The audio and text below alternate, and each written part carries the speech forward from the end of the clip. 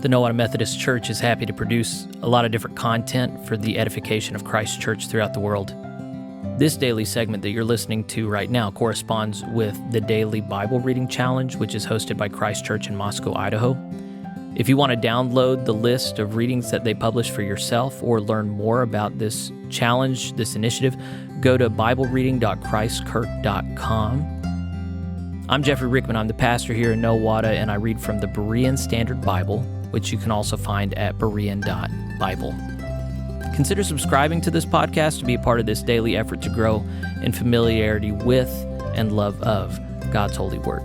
Let's dive in for today. Hey friends, glad to see you again. We're halfway through Ecclesiastes, and we're going to finish the other half today. This is ancient Hebrew wisdom aimed at giving us wisdom, and it just so happens that this wisdom leads to Christ, although, of course, not by name. It's a worthy book. It's depressing, but, there's bad news that Jesus is the good news addressing. So we're going to talk about the bad news, and just keep in mind all of this meaninglessness, futility, depression, depressing stuff that he's talking about. It all leads to Jesus, who fulfills that desire that God has put in our hearts. So with that in mind, let's go ahead and get into it. We are in Ecclesiastes chapter 7. Here we go.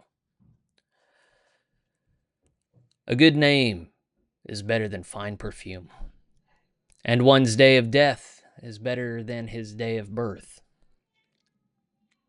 It is better to enter a house of mourning than a house of feasting, since death is the end of every man, and the living should take this to heart. Sorrow is better than laughter, for a sad countenance is good for the heart. The heart of the wise is in the house of mourning, but the heart of fools is in the house of pleasure. It is better to heed a wise man's rebuke than to listen to the song of fools. For like the crackling of thorns under the pot, so is the laughter of the fool. This too is futile. Surely extortion turns a wise man into a fool, and a bribe corrupts the heart. The end of a matter is better than the beginning, and a patient spirit is better than a proud one. Do not be quickly provoked in your spirit, for anger settles in the lap of a fool. Do not say, "Why were the old days better than these?" For it is unwise of you to ask about this. Wisdom, like an inheritance, is good, and it benefits those who see the sun. For wisdom, like money, is a shelter, and the advantage of knowledge is that wisdom preserves the life of its owner. Consider the work of God. Who can straighten what he has bent? In the day of prosperity, be joyful, but in the day of adversity, consider this. God has made one of these along with the other, so that a man cannot discover anything that will come after him. In my futile life, I have seen both of these, a righteous man perishing in his righteousness, and a wicked man living long in his wickedness. Do not be overly righteous, and do not make yourself too wise. Why should you destroy yourself? Do not be excessively wicked, and do not be a fool. Why should you die before your time? It is good to grasp the one and not let the other slip from your hand. For he who fears God will follow both warnings. Wisdom makes the wise man stronger than 10 rulers in a city. Surely there is no righteous man on earth who does good and never sins. Do not pay attention to every word that is spoken, or you may hear your servant cursing you. For you know in your heart that many times you yourself have cursed others. All this I tested by wisdom, saying, I resolved to be wise. But it was beyond me. What exists is out of reach and very deep. Who can fathom it? I directed my mind to understand, to explore, to search out wisdom and explanations, and to understand the stupidity of wickedness and the folly of madness. And I find more bitter than death the woman who is a snare, whose heart is a net, and whose hands are chains. The man who pleases God escapes her, but the sinner is ensnared. Behold, says the teacher, I have discovered this by adding one thing to another to find an explanation. While my soul was still searching but not finding, among 1,000 I have found one upright man, but among all these I have not found one such woman. Only this have I found. I have discovered that God made men upright, but they have sought out many schemes. Ecclesiastes chapter 8. Who is like the wise man? Who knows the interpretation of a matter? A man's wisdom brightens his face, and the sternness of his face is changed. Keep the king's command, I say, because of your oath before God. Do not hasten to leave his presence, and do not persist in a bad cause, for he will do whatever he pleases. For the king's word is supreme, and who can say to him, what are you doing? Whoever keeps his command will come to no harm, and a wise heart knows the right time and procedure. For there is a right time and procedure to every purpose, though a man's misery weighs heavily upon him. Since no one knows what will happen, who can tell him what is to come? As no man has power over the wind to contain it, so no one has authority over his day of death. As no one can be discharged in wartime, so wickedness will not release those who practice it. All this I have seen, applying my mind to every deed that is done under the sun. There is a time when one man lords it over another to his own detriment. Then, too, I saw the burial of the wicked who used to go in and out of the holy place, and they were praised in the city where they had done so. This, too, is futile. When the sentence for a crime is not speedily executed, the hearts of men become fully set on doing evil. Although a sinner does evil 100 times and still lives long, yet I also know that it will go well with those who fear God, who are reverent in his presence. Yet because the wicked do not fear God, it will not go well with them, and their days will not lengthen like a shadow. There is a futility that is done on the earth. There are righteous men who get what the actions of the wicked deserve, and there are wicked men who get what the actions of the righteous deserve. I say that this too is futile. So I commended the enjoyment of life, because there is nothing better for a man under the sun than to eat and drink and be merry. For this joy will accompany him in his labor during the days of his life that God gives him under the sun. When I applied my mind to know wisdom and to observe the task that one performs on the earth, though his eyes do not sleep in the day or even in the night, I saw every work of God, and that a man is unable to comprehend the work that is done under the sun. Despite his efforts to search it out, he cannot find its meaning. Even if the wise man claims to know, he is unable to comprehend. Ecclesiastes chapter 9. So I took all this to heart, and concluded that the righteous and the wise, as well as their deeds, are in God's hand. Man does not know what lies ahead, whether love or hate. It is the same for all. There is a common fate for the righteous and the wicked, for the good and the bad, for the clean and the unclean, for the one who sacrifices and the one who does not. As it is for the good, so it is for the sinner. As it is for the one who makes a vow, so it is for the one who refuses to take a vow. This is an evil in everything that is done under the sun, There is one fate for everyone. Furthermore, the hearts of men are full of evil and madness while they are alive, and afterward they join the dead. There is hope, however, for anyone who is among the living, for even a live dog is better than a dead lion. For the living know that they will die, but the dead know nothing. They have no further reward, because the memory of them is forgotten. Their love, their hate, and their envy have already vanished, and they will never again have a share in all that is done under the sun. Go, eat your bread with joy, and drink your wine with a cheerful heart, for God has already approved your works. Let your garments always be white, and never spare the oil for your head. Enjoy life with your beloved wife all the days of the fleeting life that God has given you under the sun, all your fleeting days. For this is your portion in life and in your labor under the sun. Whatever you find to do with your hands, do it with all your might. For in Sheol, where you are going, there is no work, or planning, or knowledge, or wisdom. I saw something else under the sun.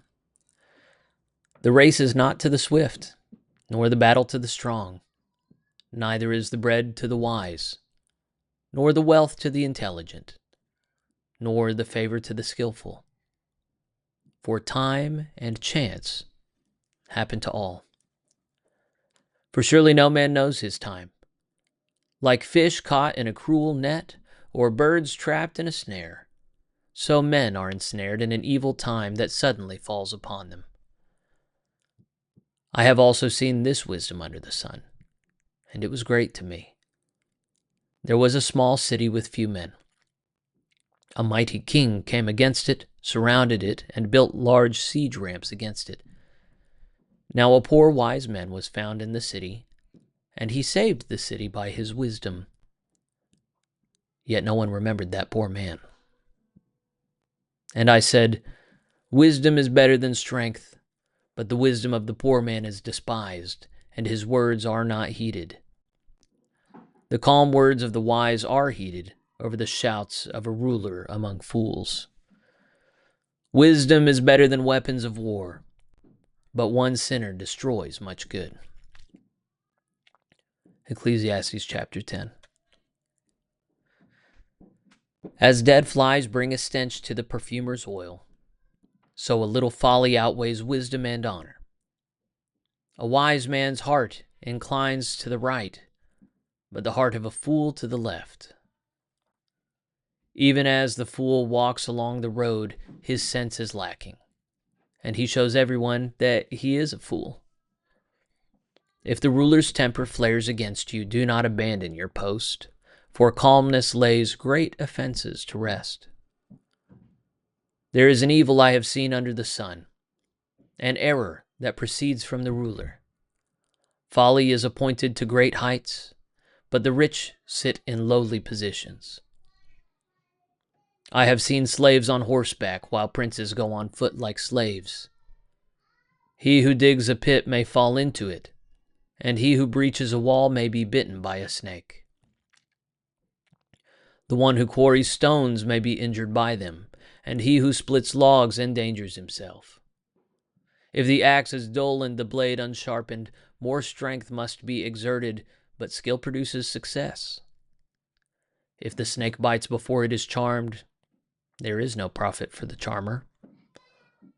The words of a wise man's mouth are gracious, but the lips of a fool consume him. The beginning of his talk is folly, and the end of his speech is evil madness. Yet the fool multiplies words. No one knows what is coming, and who can tell him what will come after him? The toil of a fool wearies him, for he does not know the way to the city. Woe to you, O land whose king is a youth, and whose princes feast in the morning. Blessed are you, O land whose king is a son of nobles, and whose princes feast at the proper time, for strength and not for drunkenness. Through laziness the roof caves in, and in the hands of the idle the house leaks. A feast is prepared for laughter, and wine makes life merry. But money is the answer for everything. Do not curse the king even in your thoughts, or curse the rich even in your bedroom. For a bird of the air may carry your words, and a winged creature may report your speech. Ecclesiastes chapter 11. Cast your bread upon the waters, for after many days you will find it again. Divide your portion among 7 or even 8, for you do not know what disaster may befall the land. If the clouds are full, they will pour out rain upon the earth. Whether a tree falls to the south or to the north, in the place where it falls, there it will lie. He who watches the wind will fail to sow, and he who observes the clouds will fail to reap. As you do not know the path of the wind, or how the bones are formed in a mother's womb, so you cannot understand the work of God, the maker of all things. Sow your seed in the morning, and do not rest your hands in the evening. For you do not know which will succeed, whether this or that, or if both will equally prosper. Light is sweet, and it pleases the eyes to see the sun.